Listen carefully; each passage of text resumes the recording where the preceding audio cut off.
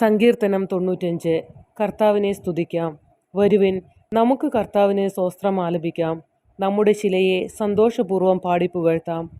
കൃതജ്ഞതാ സ്തോത്രത്തോടെ അവിടുത്തെ സന്നിധിയിൽ ചെല്ലാം. ആനന്ദത്തോടെ സ്തുതിഗീതങ്ങൾ ആലപിക്കാം. എന്നാൽ കർത്താവ് ഉന്നതനായ ദൈവമാണ്, എല്ലാ ദേവന്മാർക്കും അധിപനായ രാജാവാണ്. ഭൂമിയുടെ അഗാധ തലങ്ങൾ അവിടുത്തെ കയ്യിലാണ്. പർവ്വതശൃംഗങ്ങളും അവിടുത്തേതാണ്. സമുദ്രം അവിടുത്തേതാണ്. അവിടുന്നാണ് അത് നിർമ്മിച്ചത്. ഉണങ്ങിയ കരയെയും അവിടുന്നാണ് മെനഞ്ഞെടുത്തത്. വരുവിൻ, നമുക്ക് കുമ്പിട്ട് ആരാധിക്കാം. നമ്മെ സൃഷ്ടിച്ച കർത്താവിൻ്റെ മുമ്പിൽ മുട്ടുകുത്താം. എന്തെന്നാൽ അവിടുന്നാണ് നമ്മുടെ ദൈവം. നാം അവിടുന്ന് മേയ്ക്കുന്ന ജനവും അവിടുന്ന് പാലിക്കുന്ന അജഗണം.